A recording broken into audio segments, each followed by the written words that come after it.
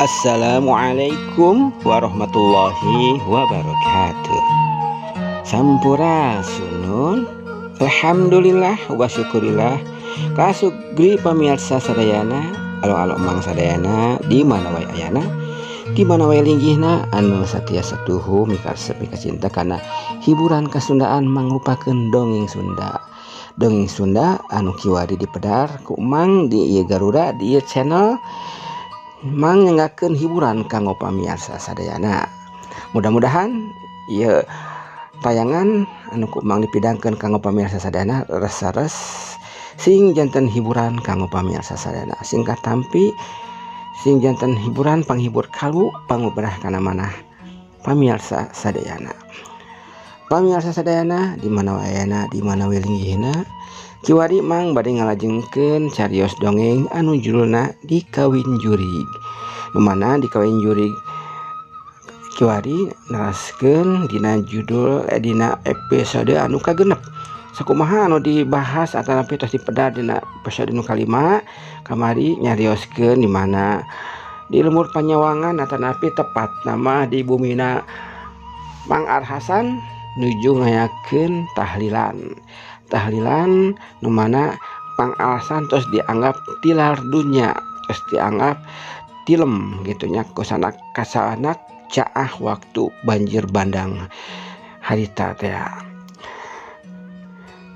Kumaha tah salajengna satos Mang Arhasan dianggap ngantunkeun tras tahlil harita, terus aya nu dongkap ka eta lembur utusanana ti ratu ti nagara Sedong Kancana anu bade ngabewarakeun ataupun masihan kabar ka Biratmi ka Nyi Ratmini yen saestuna Mang Arhasan teh nuju di ala gawena di negara siluman.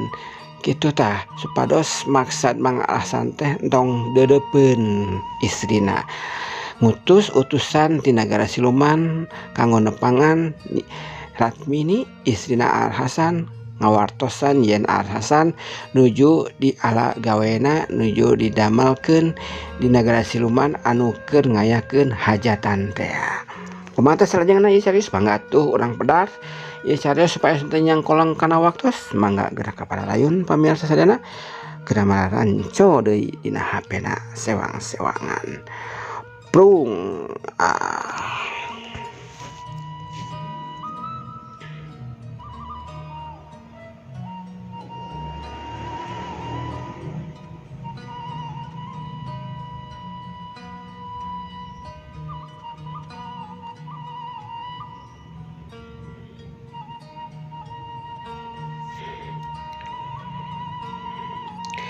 Ari utusan siluman teh anu keur nyamar malih warni ka bentuk manusia anu pangrasana mah geus bener niru bentuk manusia teh da di siluman selemin mah tapi jurig gitunya bisa mancala putra mancala putri gitu tah pamirsa sadana anu ditiruna teh jang mancala putra mancala putri teh nyata rupaan manusia anu pangrasa manehna mah geus bener niru kana bentuk manusia teh da puguh manehna mah arang langka panggih jeung jalma ari sakalian panggih manehna ningali ka bangsa jalma anu aya di astana nyata anu geus malaot anu geus di bulan ku poe anu geus dikuburkeun jadi we anggapanna teh manusia anu kitu teh sarua keneh manusia anu bisa diajenan ku sesama manusia niru weh manehna teh niru jalma anu geus dikubur.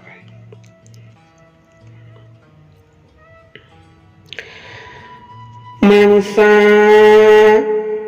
naha kenalaon maneh teh manusia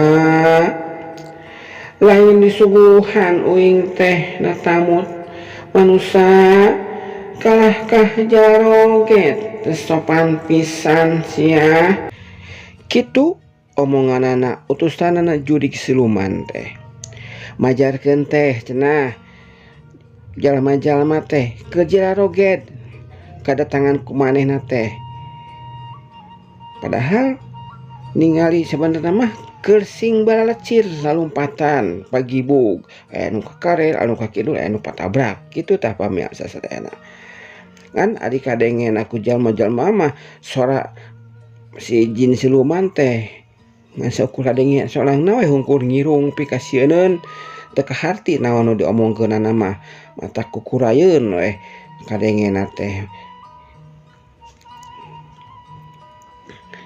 mana manusia awewena anu si Al-Hasan teh uing rek ngabejan si Al-Hasan moal kabalik si Al-Hasan kemantuan dina hajatan ke dipenta tanagana dina hajatan dunungan uing ratu nagara sedong kancana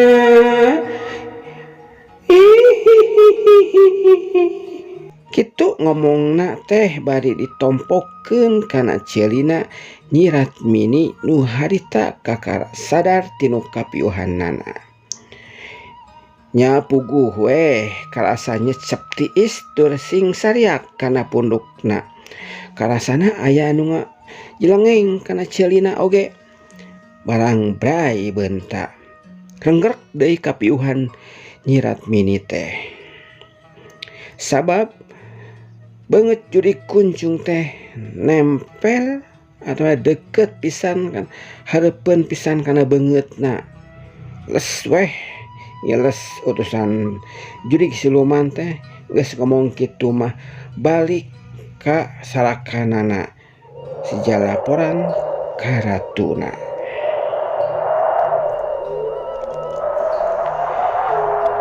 sabada utusan siluman di nagara sedong kancana ngiles jep jempe kayaan harita teh angin leungit anu ngagelebug teh anjing anu bebaung jempe sorana teu kadenge deui teu aya sora-sora anu pikasieun leungit tanpa lebih hilang tanpa karana balik deui kayaan teh camewek saperti sasarina deui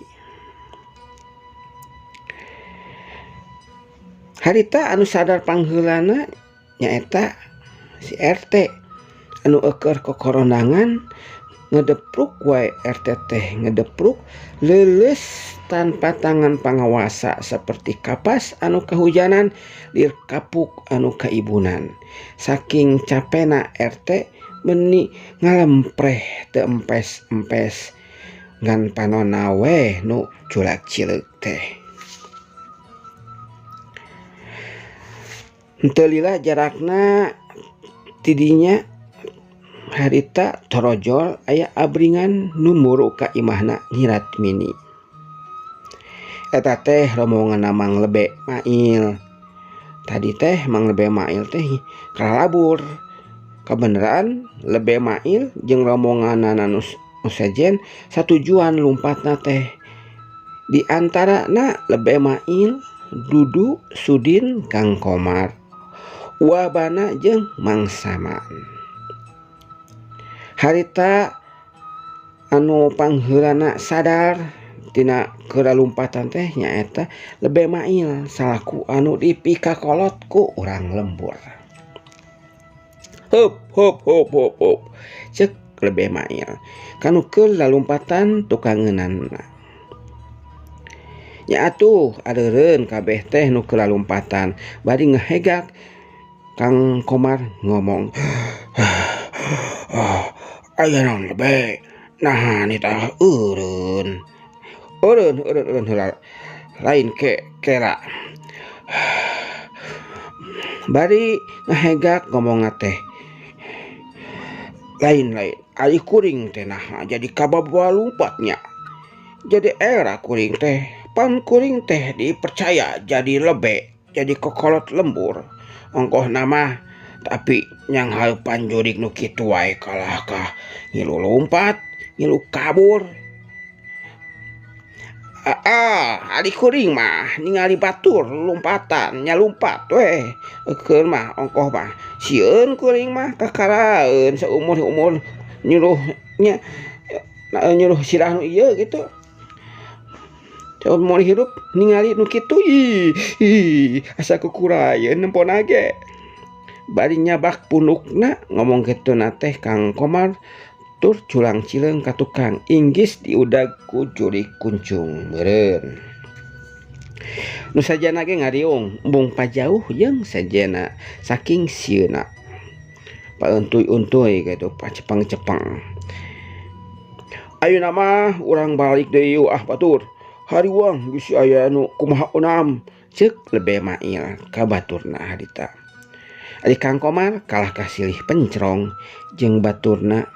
Pok salah saurang baturna ngomong, kuring mah sion pan mata kelupan oge ngajauhan Jurig siluman manya aya rek disampeurkeun deui eta Jurig pocong teh kitu ceuk Sudin harita. Nya nu sajana oge mairan kana omongan Sudin. Nya bener nya sieun moal bunga. Nya heug atuh ari kitu mah kuring moal maksa cek Lebe Mail. Kuring sorangan wae rek balik deui ka imahnya Nyi Ratmini. Sok maraneh mah caicing di dieu nya. Atawa rek balik sabodo kuring moal tanggung jawab mun aya Jurig anu nuturkeun ka maraneh sia. Cek Lebe Mail bari leos wae indit balik deui ka imahna Nyi Ratmini.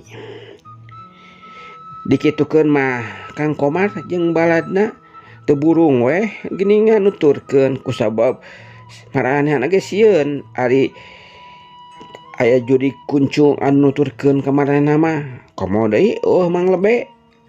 Tungtung nama pring weh ngilu nuturkeun Mang Lebe muru ka imahna Nyi Ratmini. Abringan Lebe Mail anjog di hareupeun imahna Nyi Ratmini. Sepi, jempling, camewek, eueuh nu kecet-kecet acan kadenge suarana di jero imah teh. Yuk, urang nempo ka jero imah, bisi aya nu cilaka. Cek Lebe bari sup piheulaan asup ka jero imah. Ali diluluguan kitu mah, diluluguan heula nu sajana oge mari lu asup ka jero imah. Barang breh kasampak teh Nyi Ratmini masih keneh kapiuhan deket panto ka dapur. Aki Kemet eta si Aki Kemet masih ngajong jorah pamirsa di juru deket tihang. Balas ka tadi teh kadupakan gitu tanya ngajong jorah gitu tah si Aki Kemet teh. Ari si RT kenang karak bengkang weh bari culak cileuk jiga nama pangacianana teh encan kupul seutuhna.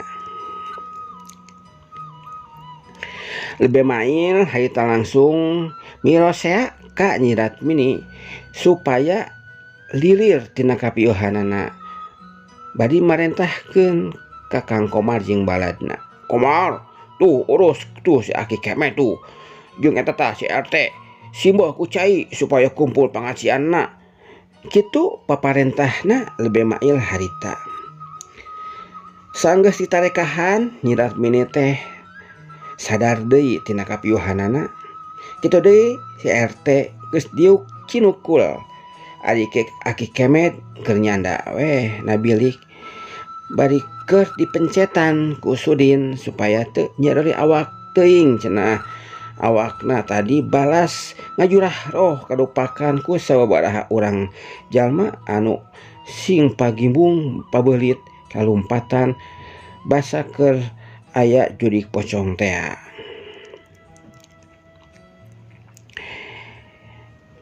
Entah cai du eta kan cangkir ceuk Lebe Mail kasih Dudu. Sor wae Dudu ngasorkeun cai ka Palebe. Nah cangkir sanggeus dieusian tina teko teh tadi. Tekona anu ngagoler urut kadupakan tadi untungna we caina teu tamplok kabeh. Terus sabada cai dijampean ku Palebe sor diasorkeun ka Ratmini sina nginum supaya leungit. Karuasna ongkoh ari dipalidkeun ku cai mah kitu pikirna Lebe Mail. Tapi aya benerna oge gini kan sabada dibere inumah Nyirat Mini teh sadar sagemblengna tetapi telila hing wae nginghak cerik Nyirat Mini teh ari inget kana nanasibanana manehna harita.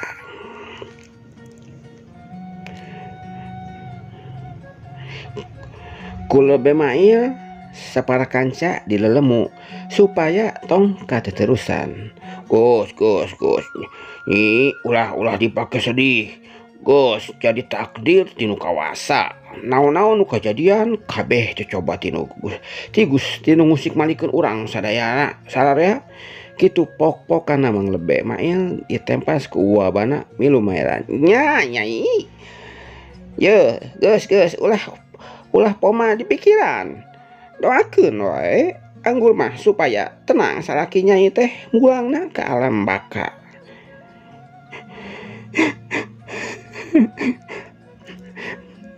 Mang lebe wabana RT kanu katut nuliana kuring lain sedih beda ditinggalkan maut kudu jadi salaki da kaleleban mah geus tepati teuing kamari ge geus rada hegar kuring teh ieu mah cerik teh pedah we ningali salaki mautna teh sampurna mang lebe kitu teh buktina datang ngaririwaan geuningan mang lebe cik tulungan mang kitu cek Nyirat Mini. Tulungan kumaha nyai tembal mang lebe mail tulungan sampurnakeun Kang Hasan supaya mautna tong ngaririwaan supaya tong aya kapanasaran ti ladunyana teh kitu anggapanana Nyirat Mini harita salakina teh maut kasarat mautna henteu sampurna. Pamirsa sadayana anu tengah Bandungan ieu acara dongeng di Galura di channel. Sabenerna mah istilah maut kasarat atawa mautna henteu sampurna teh tur sok aya kesebutan cenah jasadna henteu diterima ku bumi jeung anggapan-anggapan sajabana eta teh saukur implengan manusia hungkul da nu sajatina mah teu kitu geuningan. Urang salaku manusia nu kumulendang hirup di alam dunia saukur ngajalankeun pase katilu tina fitrah ilahi. Pase kahiji urang teh didamel ku Gusti Allah teras dikumpulkeun di alam ruh atanapi di alam roh. Sadayana roh dikumpulkeun di alamna ngantos panggentra pangerana nyaeta Allah Azza wa Jalla khaliqal makhluk anu ngadamel makhluk. Nah adina mina makhluk jaeta naon wae anu tos didamel ku Gusti Allah Subhanahu wa taala. Di alam ruh para roh teh anu ngantos panggentra hiji-hiji saluyu sareng bagianana masing-masing ngadamel kasaluyuan kanggo ngambah kahirupan di marca pada alam pana alam anu baris aya tungtungna. Nah naon atuh kasaluyuan anu dipaheutkeun teh kahiji nyaeta rizki anu baris karasa bagjana anu baris kaalaman cilakana anu bakal tumiba yuswa anu marengan kana kahirupan salama kumelendang di alam dunia. Eta sadayana atos ditangtoskeun di anggalna. Nanaha jodoh teu kasebatkeun cenah pamirsa sadayana tina tadi disebutkeun teh ari jodoh sok aya paribasa kolot yen jodoh pati bagja cilaka eta teh titis tulis ti pangeran kumargi jodoh mah teu kasebutkeun teh asupna kana kabagian kana rezeki keneh kitu tah pamirsa sadayana. Jadi dinu katerangan mah jodoh teh henteu kasebutkeun tapi aya katina bagian rezeki keneh. Jadi kalabat keneh. Saha cenah ari pangeran urang sadaya teh nyaeta teu aya lian deui angin Allah subhanahu wa ta'ala anu ngersakeun kana sagarupi kahirupan di alam pawenangan ieu. Ari pasti anu kaduana nyaeta urang teh hirup di alam kandungan sabada rengse maheutkeun naon-naon nu jadi kapastian jang kumelendang di alam dunya.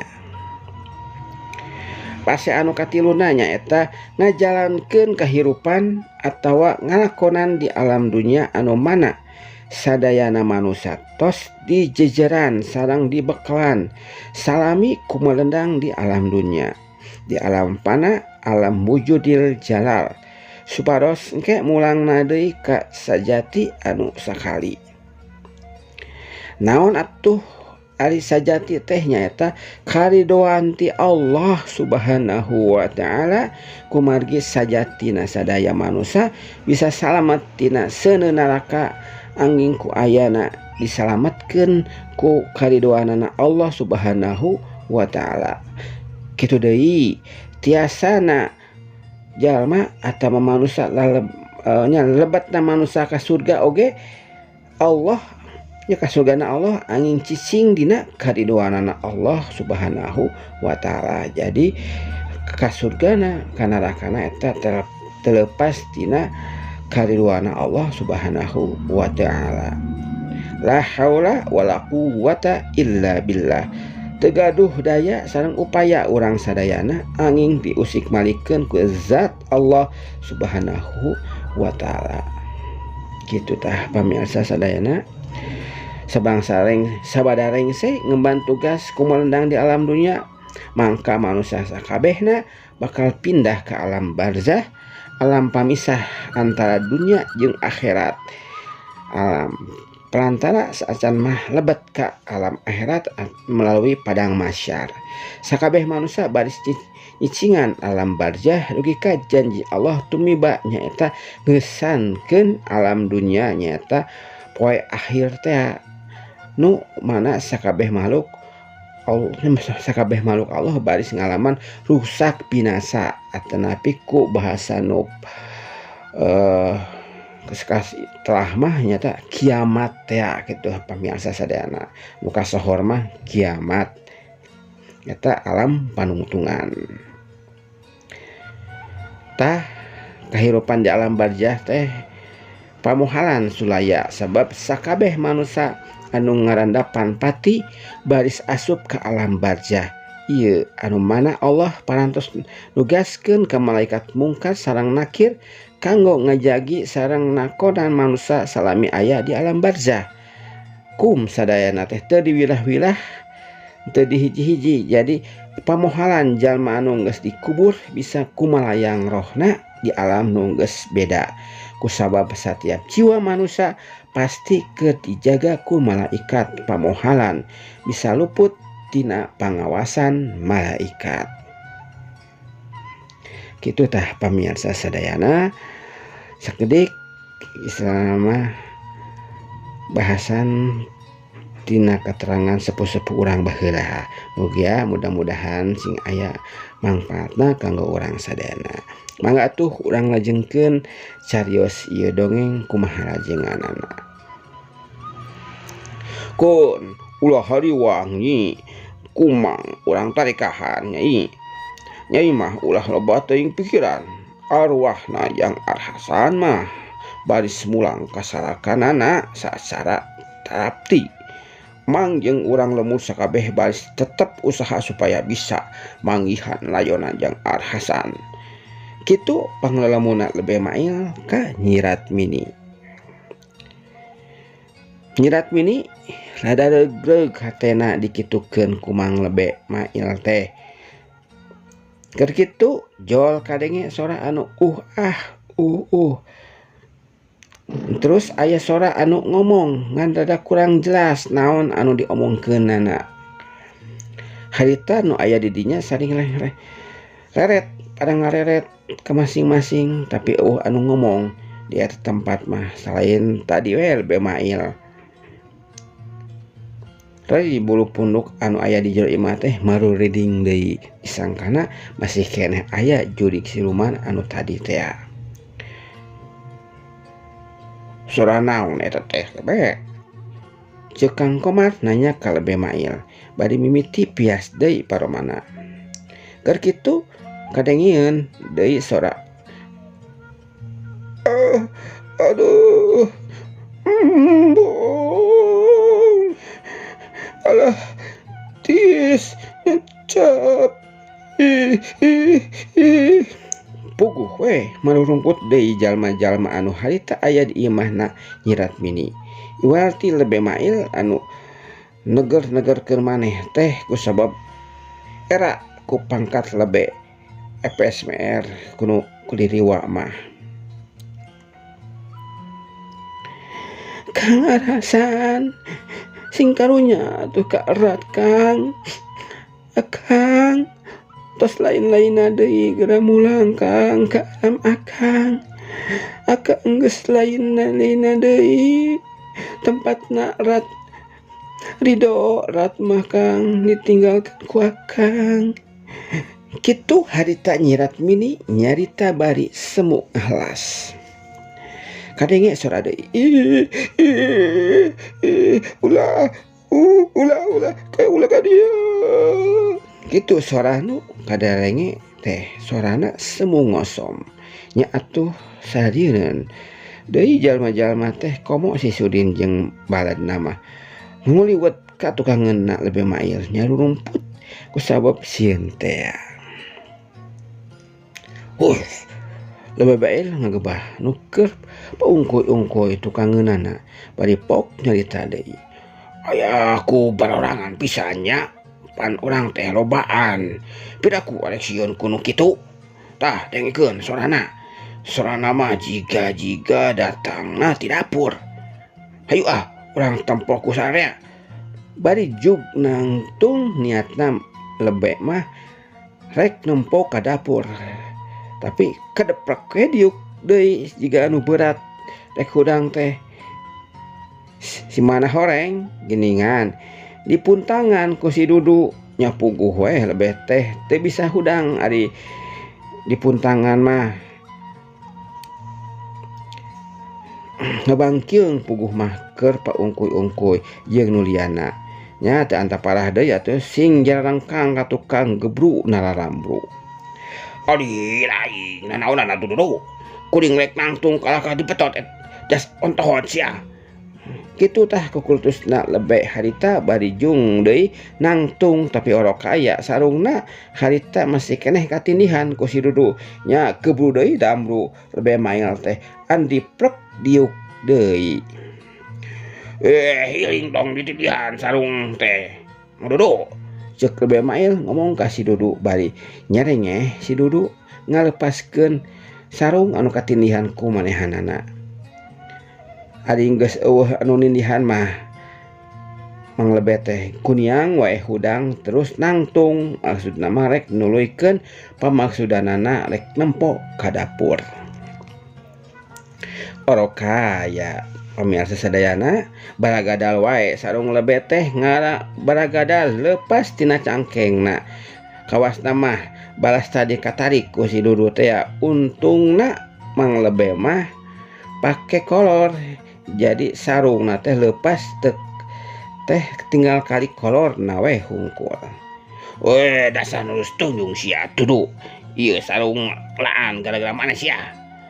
Ngomong kitu teh bari menarkeun sarungna deui Mang Lebe. Di omongan kitu teh kalahkah nganyan nyenghel we si Dudu mah bari pasigeng-sigeng jeung baturna. Geus kitu mah tulus Lebe Mail teh ngalengkahkeun sukuna terus muru ka panto dapur bari dituturkeun kunu liana paumtuy-untuy. Sieun beunanya nya. Ongkoh mah penasaran deui ku sora anu bijilna ti jero dapur. Sup arasup ka dapur. Lebe mimiti dituturkeun ku RT Katut Dudu Sudin Kang Komar jeung Nuliana. Pandeurieun Lebe asup nyirat mini luak liek nanaon da kosong di dapur teh cahaya tina lampu oncor cempor nu kakalicesan katebak angin tina panto dapur nu keluar mukanya pantu dapur anu muka gitu pantu dapur nu keluar muka urut tadi sebagian jalma anu lalumpatan ngaliwatan jalan panto dapur. Tiris ini juri ini kali itu ke Sabrang ke Palembang omatnya balik natong bawa kolupuk bawa duit wae atuh nu numpuk ini geura ini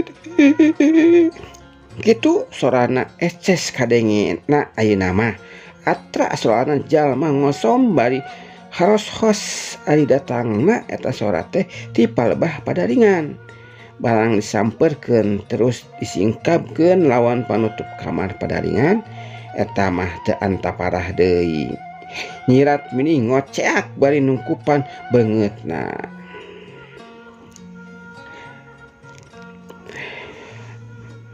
Pamirsa sadana naon atuh tah anu matak ngajadikeun nyirat mini ngoceak harita teh diantos wae nya jawaban salajengna atawa cari salajengna enjing urang pedari ayeuna mah urang cekapkeun dugi ka dieu dongeng di kawin jurik anu ayeuna nuju di pedar ku umang urang cekapkeun Bang tenden di handerem hieum ulang tunda jihan juang siang paranti nyokot tinggalkeun insyaallah anjing urang pedal deui sarang-sarang mudah-mudahan urang sadayana anjing tiasa pamprok jongok deui patepang urang dangu di Garura di channel melalui Garura saluran channel YouTube anu kumang di damel khusus kanggo hiburan kasundaan kanggo pamirsa sadayana tujuanna leres-leres kanggo masian hiburan ka pamirsa sadayana mudah-mudahan aya bahan katampi. Hapunten segala kekirangan sangka harapan mang dina ngaoskeun ieu naskah dongeng ieu mang sanes ngadongeng juga para senior atau napi sanes mang menjuk ngaoskeun naskah kitu tah mudah-mudahan sing tiasa janten hiburan kitu tah pamirsa sadayana. Sakali deui mang hapunten mang unu teu heula insyaallah mudah-mudahan anjing urang pada panglango deui. Wabillahi taufiq wal hidayah. Wassalamualaikum warahmatullahi wabarakatuh. Cag